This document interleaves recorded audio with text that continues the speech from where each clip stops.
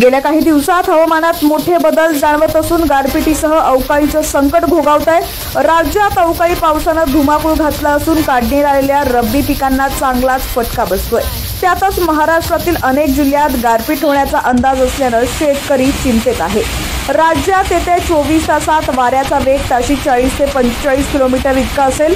गुरुवारी ब्रह्मपुरी इथं उच्चांकी 38.8 अंश सेल्सिअस तापमानाची नोंद झाली।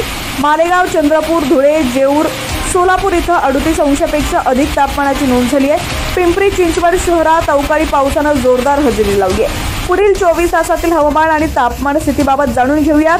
पुण्यात आज 4 एप्रिल रोजी कमाल तापमान 36 तर किमान 22 अंश सेल्सिअस राहील। तसंच वादळी वाऱ्यांसह पावसाचा अंदाज आहे।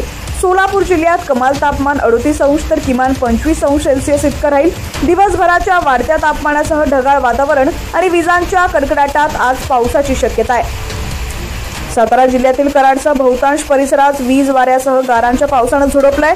आज देखील साताऱ्यात पावसाचा येलो अलर्ट जारी करण्यात आलेला असून तापमान 36 तर किमान 23 अंश सेल्सिअस तापमान राहणार आहे। पुढील एक आठवडाभर सातारा जिल्ह्यातील तापमान वाढत राहणार असल्याचा अंदाज आहे। सांगली जिल्ह्यात ढगाळ वातावरण असून संध्याकाळी विजांच्या कडकडाटासह पावसाचा येलो अलर्ट देण्यात आलेला आहे। आज जिल्ह्यातील कमाल तापमान 37 तर किमान 24 अंश सेल्सिअस इतकं राहील। तसंच मध्यम पावसासह गडगडाटी वादळाची शक्यता आहे।